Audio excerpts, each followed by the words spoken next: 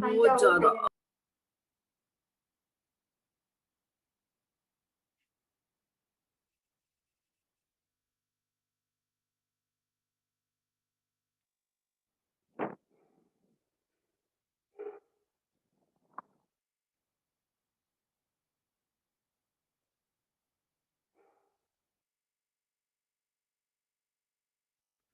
Okay, let's continue again. जो parameters function the body which लिखे जाने हैं, फंक्शन दी डेफिनिशन टाइम या डिक्लेरेशन टाइम लिखे जाने हैं, we call them formal parameters. जो पैरामीटर्स ਅਸੀਂ ਉਸ ਨੂੰ ਪਾਸ ਕਰਦੇ ਹਾਂ at the time of call, they are called actual parameters.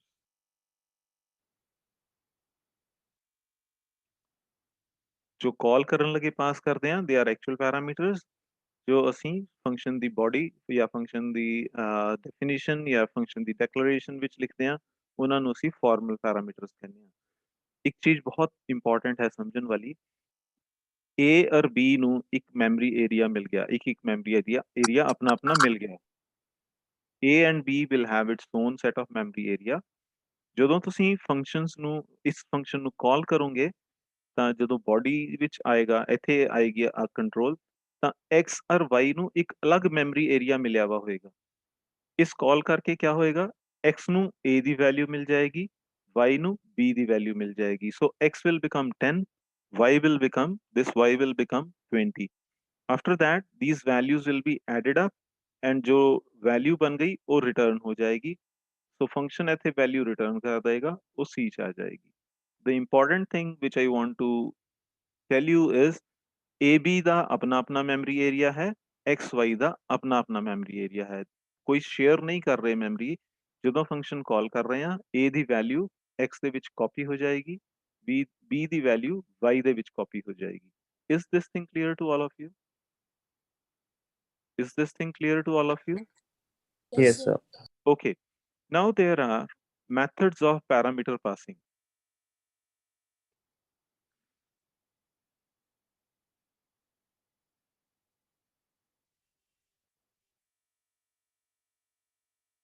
There are three methods: by value,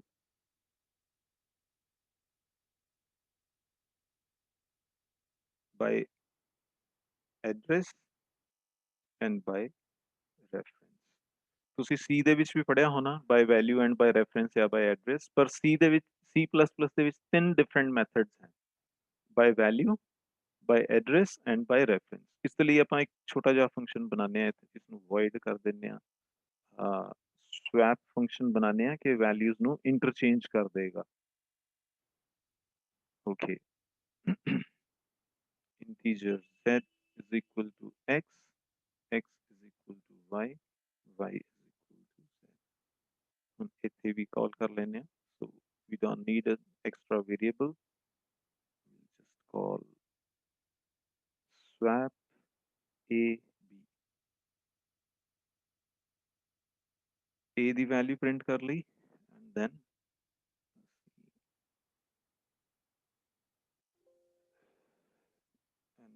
we'll print value of b and del. Okay. ਅਸੀਂ ਇਸ ਸਟੇਟਮੈਂਟ ਨੂੰ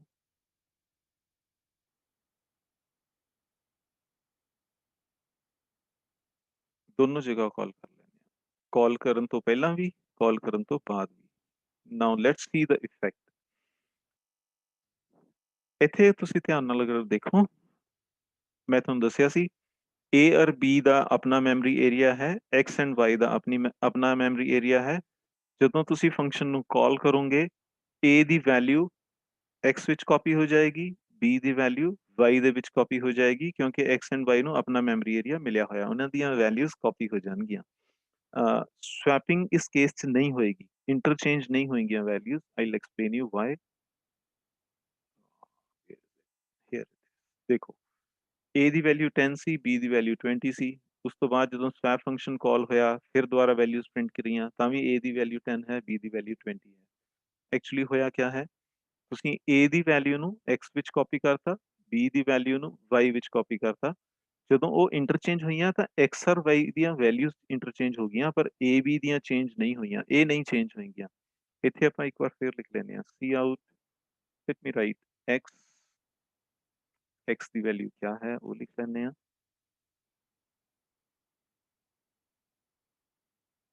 and y the value क्या है वो भी लिख ਲੈਂਦੇ ਹਾਂ। ਪਰ ਇੰਟਰਚੇਂਜ ਕਰਨ ਤੋਂ ਬਾਅਦ ਇਹਨਾਂ ਵੈਲਿਊਜ਼ ਨੂੰ ਦੁਬਾਰਾ ਲਿਖ ਲੈਂਦੇ ਹਾਂ, ਫਿਰ ਦੇਖਦੇ ਹਾਂ ਕੀ ਹੋਇਆ। Let's run it once again. ਦੇਖੋ ਧਿਆਨ ਨਾਲ, a ਦੀ ਵੈਲਿਊ 10 ਹੈ, b ਦੀ ਵੈਲਿਊ 20 ਹੈ। ਉਸ ਤੋਂ ਬਾਅਦ ਅਸੀਂ ਸਵੈਪ ਫੰਕਸ਼ਨ ਕਾਲ ਕੀਤਾ, x ਦੀ ਵੈਲਿਊ ਉਸ ਦੇ ਵਿੱਚ ਆ ਰਹੀ ਹੈ 10, y ਦੀ ਵੈਲਿਊ ਆ ਰਹੀ ਹੈ 20, ਠੀਕ। ਉਸ ਤੋਂ ਬਾਅਦ ਅਸੀਂ ਵੈਲਿਊਜ਼ ਨੂੰ ਸਵੈਪ ਕਰਤਾ, ਇੰਟਰਚੇਂਜ ਕਰਤਾ, x ਔਰ y ਦੀ ਵੈਲਿਊਜ਼ ਇੰਟਰਚੇਂਜ ਹੋ ਗਈਆਂ, ਪਰ a ਔਰ b ਦੀਆਂ ਵੈਲਿਊਜ਼ ਇੰਟਰਚੇਂਜ ਨਹੀਂ ਹੋਈਆਂ, ਕਿਉਂਕਿ ab ਦੀ ਵੈਲਿਊਜ਼ ਨੂੰ ਜਦੋਂ ਅਸੀਂ ਫੰਕਸ਼ਨ ਕਾਲ ਕਰਿਆ ਤਾਂ ਉਹਨਾਂ ਨੂੰ ਵੈਲਿਊਜ਼ ਪਾਸ ਕੀਤੀਆਂ ਸੀ। x will get value of a, y will get value of b। ਇੱਥੇ ਇੰਟਰਚੇਂਜ ਜਿਹੜਾ ਹੈ ਸਿਰਫ x ਐਂਡ y ਦੇ ਵਿੱਚ ਹੀ ਹੋਏਗਾ, a ਔਰ b ਦੇ ਵਿੱਚ ਨਹੀਂ ਹੋਏਗਾ। So this is call by, let me write it here, this is call by value. ਆਪਾਂ ਇਸ ਨੂੰ ਨਾਮ ਵੀ ਥੋੜਾ ਡਿਫਰੈਂਟ ਦੇ ਦਿੰਦੇ ਹਾਂ, ਓਕੇ, swap 1। ਹੁਣ ਇਸੇ ਨੂੰ ਯੂਜ਼ ਕਰਕੇ ਅਸੀਂ ਦੂਸਰਾ ਫੰਕਸ਼ਨ ਬਣਾਉਂਦੇ ਹਾਂ। ਸੈਕੰਡ ਸੀਗਾ ਸਾਡਾ ਕਾਲ ਬਾय ਐਡਰੈਸ। ਜਦੋਂ ਐਡਰੈਸ ਨਾਲ ਕਾਲ ਕਰਨਾ ਹੈ ਤਾਂ ਇੱਥੇ ਅਸੀਂ ਟੂ ਕਰਕੇ pointers use ਕਰਾਂਗੇ। this is call by address। ਇਸ ਕੇਸ ਦੇ ਵਿੱਚ ਕੀ ਹੋਏਗਾ, ਅਸੀਂ x ਦੀ ਵੈਲਿਊ ਪ੍ਰਿੰਟ ਕਰਾ ਲੈਂਦੇ ਹਾਂ, ਅਸੀਂ pointer y ਦੀ ਵੈਲਿਊ ਪ੍ਰਿੰਟ ਕਰਵਾ ਲਈ, सब जगह pointers यूज हो जाएंगे x y ਦੀ ਜਗ੍ਹਾ।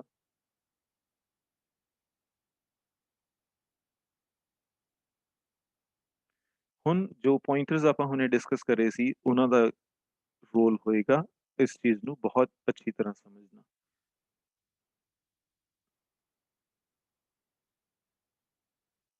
Okay, first let's discuss the function. Pointer x है, पॉइंटर y है, पॉइंटर ਦੇ ਵਿੱਚ ਐਡਰੈਸ ਸਟੋਰ ਹੁੰਦਾ ਹੈ, ਇਹ ਥੋੜੀ ਦੇਰ ਪਹਿਲਾਂ ਆਪਾਂ ਡਿਸਕਸ ਕਰਿਆ ਸੀਗਾ। ਸੋ ਜਦੋਂ ਤੁਸੀਂ ਇਸ ਫੰਕਸ਼ਨ ਨੂੰ ਕਾਲ ਕਰੋਗੇ, x will get address of a, y will get address of b। I repeat, when you will call the function, x will get address of a, y will get address of b। Then what you are doing inside, here it will print value of pointer x and pointer y, it will print 10 and 20। So within these three lines, you are interchanging the values. When you are writing z is equal to pointer x means value lying at address contained in x। x ਦੇ ਵਿੱਚ ਕਿਸ ਦਾ address ਹੈ, a the address, ਉਸ address ਤੇ ਜੋ value ਪਈ ਹੈ ਉਹ z ਨੂੰ ਮਿਲ ਜਾਏਗੀ। ਸਿਮਿਲਰਲੀ ਇੱਥੇ ਕੀ ਹੋਏਗਾ, x ਦੇ ਵਿੱਚ ਜੋ ਐਡਰੈਸ ਹੈ ਉਸ ਐਡਰੈਸ ਤੇ ਪਈ ਵੈਲਿਊ ਇਕੁਅਲ ਟੂ y ਦੇ ਵਿੱਚ ਪਏ ਹੋਏ ਐਡਰੈਸ ਦੀ ਵੈਲਿਊ ਦੇ ਇਕੁਇਵਲੈਂਟ ਹੋਗੀ। x ਦੇ ਵਿੱਚ a ਦਾ ਐਡਰੈਸ ਹੈ, y ਦੇ ਵਿੱਚ b ਦਾ ਐਡਰੈਸ ਹੈ, ਸੋ ਇਟ ਮੀਨਸ a ਨੂੰ b ਦੀ ਵੈਲਿਊ ਮਿਲ ਗਈ, and here b will get value of z which is basically initial value of a। ਇਸ ਨੂੰ ਇੱਕ ਵਾਰ ਦੁਬਾਰਾ ਰਨ ਕਰਕੇ ਦੇਖਦੇ ਹਾਂ, ਦੇਖੋ ਕੀ ਬਣਿਆ, ਕੀ ਵੈਲਿਊ ਸਵੈਪ ਹੋਈਆਂ ਇਸ ਵਾਰ। Let's just check it, have a look. ਅਸੀਂ ਪਹਿਲਾਂ a b ਦੀ ਵੈਲਿਊ ਪ੍ਰਿੰਟ ਕਰੀ which is 10 and 20। ਉਸ ਤੋਂ ਬਾਅਦ ਅਸੀਂ ਫੰਕਸ਼ਨ ਕਾਲ ਕਰਿਆ, pointer x ਬਣ ਗਿਆ a, pointer y ਬਣ ਗਿਆ b। ਉਸ ਤੋਂ ਬਾਅਦ ਇੰਟਰਚੇਂਜ ਕਰੀਆਂ values through these three lines, ਇਹ ਇੰਟਰਚੇਂਜ ਹੋ ਗਈਆਂ as you can see it here।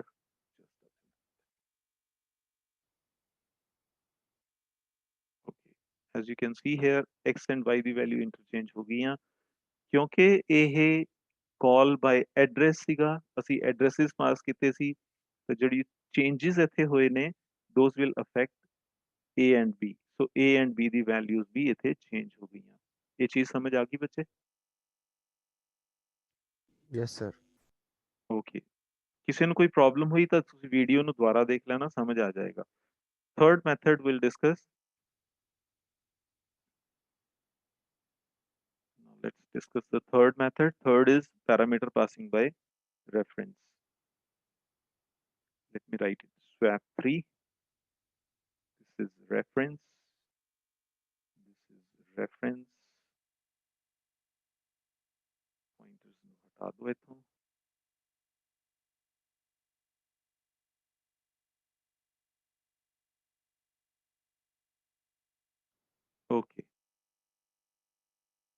call it swap3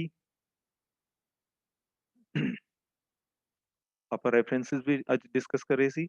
So what will happen in this case, ਜਦੋਂ ਤੁਸੀਂ swap3 function call ਕਰੋਗੇ by passing these parameters a and b, क्योंकि x and y reference variables हैं, x will become another name of a, y will become another name of b. So basically what's happening here, you are using other names of a and b. ਤੁਸੀਂ ਜੋ a and b ਦੇ aliases हैं ਉਹਨਾਂ ਨੂੰ use ਕਰਕੇ ਉਹਨਾਂ ਨੂੰ interchange ਕਰ ਰਹੇ ਹੋ। So when you write z is equal to x, it simply means z is equal to a, क्योंकि ਅਸੀਂ a ਦਾ दूसरा नाम use कर लिया, x वैल्यू तो a ही रही ना, क्योंकि एड्रेस ਉਹਨਾਂ ਦਾ सेम रहेगा। in this case also the values will be interchanged। ਤੁਸੀਂ ਦੇਖ ਸਕਦੇ ਹੋ ਇੱਥੇ 10 ਹੈ, a is 10, b is 20, ਜਦੋਂ ਕਾਲ ਕਰਿਆ function x will become 10, y will become 20, after interchange x will become 20, y is 10, और ਜਦੋਂ ਫੰਕਸ਼ਨ ਬਾਹਰ ਆ ਗਿਆ ਤਾਂ a और b ਦੀਆਂ ਵੈਲਿਊਜ਼ ਚੇਂਜ ਹੋ ਗਈਆਂ। so when we had written these three, ਇਹ ਦੋ ਜੋ ਮੈਥਡਸ ਹੈ ਪੈਰਾਮੀਟਰ ਪਾਸਿੰਗ ਦੇ, ਇਹਨਾਂ ਦੇ ਵਿੱਚ ਵੈਲਿਊਜ਼ ਚੇਂਜ ਹੋਣਗੀਆਂ, ਬਾਈ ਵੈਲਿਊ ਦੇ ਵਿੱਚ ਵੈਲਿਊਜ਼ ਚੇਂਜ ਨਹੀਂ ਹੋਣਗੀਆਂ। Is this thing clear? Clear ਹੋਇਆ ਬੇਟਾ? ਹਾਂਜੀ। ਓਕੇ, ਮੈਂ ਕੋਈ ਵੀ ਛੋਟੀ ਮੋਟੀ ਅਸਾਈਨਮੈਂਟ ਦੇਣਾ, ਹਾਲਾਂਕਿ ਉਹ 5 ਮਿੰਟ ਦੀ ਹੁੰਦੀ ਹੈ, ਜ਼ਿਆਦਾਤਰ ਬੱਚੇ ਕਰਕੇ ਨਹੀਂ ਆਉਂਦੇ, ਮੈਕਸਿਮਮ ਬੱਚੇ ਕਰਦੇ ਨਹੀਂ ਹੈ, which is not good at all. ਜੋ ਅਗਰ ਮੈਂ ਕੁਝ ਐਫਰਟ ਕਰਕੇ ਪੜ੍ਹਾ ਰਿਹਾ ਤਾਂ ਆਈ ਐਕਸਪੈਕਟ ਕਿ ਤੁਸੀਂ ਵੀ ਐਫਰਟ ਕਰਕੇ ਉਸ ਨੂੰ ਅੱਛੀ ਤਰ੍ਹਾਂ ਪੜ੍ਹੋ। ਆਪਣੀਆਂ ਅਸਾਈਨਮੈਂਟਸ ਜੋ ਛੋਟੀਆਂ ਮੋਟੀਆਂ ਅਸਾਈਨਮੈਂਟਸ ਹੈ ਉਹਨਾਂ ਨੂੰ ਕਰਕੇ ਆਇਆ ਕਰੋ, ਅੱਛਾ ਰਹਿੰਦਾ ਹੈ। ਹੁਣ ਕੱਲ੍ਹ ਹੀ ਮੈਂ ਤੁਹਾਨੂੰ ਦੱਸ ਰਿਹਾ, ਇਹਨੂੰ ਜ਼ਰੂਰ ਪੜ੍ਹ ਕੇ ਆਣਾ। ਫੰਕਸ਼ਨਸ ਰਿਟਰਨਿੰਗ ਰੈਫਰੈਂਸਿਸ, ਇਹ ਸਾਰਿਆਂ ਨੇ ਪੜ੍ਹਨਾ ਹੈ। ਫੰਕਸ਼ਨਸ ਰਿਟਰਨਿੰਗ ਰੈਫਰੈਂਸਿਸ ਦਾ ਕਨਸੈਪਟ ਕੀ ਹੁੰਦਾ ਹੈ। Okay, tomorrow we'll continue with this and function overloading ਵੀ ਕਰਾਂਗੇ। ਦੋਨੋਂ ਕਨਸੈਪਟ ਪੜ੍ਹ ਕੇ ਆਣਾ, ਆਪਾਂ ਕਰਾਂਗੇ ਇੱਥੇ, ਪਰ ਅੱਛਾ ਹੋਏਗਾ ਅਗਰ ਤੁਸੀਂ ਪੜ੍ਹ ਕੇ ਆਓ। Function overloading and default parameter, ਇਹ ਸਾਰੇ ਕਨਸੈਪਟ ਅੱਛੀ ਤਰ੍ਹਾਂ, ਤਿੰਨੋਂ ਕਨਸੈਪਟ ਅੱਛੀ ਤਰ੍ਹਾਂ ਪੜ੍ਹ ਕੇ ਆਣਾ ਵਿਦਾਊਟ ਐਨੀ ਐਕਸਕਿਊਜ਼।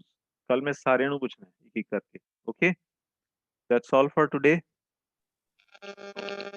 ਓਕੇ ਸਰ ਮੈਂ ਨਾ ਜਦੋਂ ਪ੍ਰੋਗਰਾਮ ਕਰਦੇ ਤਾਂ ਆਉਟਪੁੱਟ ਨਹੀਂ ਸ਼ੋ ਹੁੰਦੀ। ਤੁਹਾਡਾ ਉਹ ਕੀ ਹੈ, ਕਿਹੜਾ ਵਰਜ਼ਨ ਯੂਜ਼ ਕਰ ਰਹੇ ਹੋ? ਸਰ 2015 2015 ਹੈ ਨਾ, ਉਹਦੇ ਵਿੱਚ ਰਿਟਰਨ ਜਦੋਂ ਲਿਖਦੇ ਆ ਨਾ, ਰਿਟਰਨ ਤੋਂ ਪਹਿਲਾਂ ਲਿਖਣਾ system pause. Okay, system pause. ਮੈਂ ਤੁਹਾਨੂੰ ਦੁਬਾਰਾ ਇੱਕ ਮਿੰਟ ਦਿਖਾਣਾ, ਮੈਂ ਸ਼ੇਅਰ ਕਰਕੇ ਸਕਰੀਨ ਤੁਹਾਨੂੰ ਦਿਖਾ ਦੇਣਾ ਦੁਬਾਰਾ। ਇਹ ਦੇਖੋ, ਆ ਦਿਖ ਰਿਹਾ, ਵਿਜ਼ੀਬਲ ਹੋ ਰਿਹਾ ਤੁਹਾਨੂੰ, ਦਿਖ ਰਿਹਾ? Yes sir. ਜਹਾਂ ਰਿਟਰਨ ਲਿਖਿਆ ਹੋਏਗਾ ਰਿਟਰਨ 0, ਉਸ ਤੋਂ ਪਹਿਲਾਂ ਇਹ ਸਟੇਟਮੈਂਟ ਲਿਖਣਾ, ਤੁਹਾਡਾ ਪ੍ਰੋਗਰਾਮ ਚੱਲ ਪਏਗਾ, ਤੁਹਾਨੂੰ ਆਉਟਪੁੱਟ ਵਿਜ਼ੀਬਲ ਹੋ ਜਾਏਗੀ। Okay sir. ਓਕੇ ਜੀ, ਠੀਕ।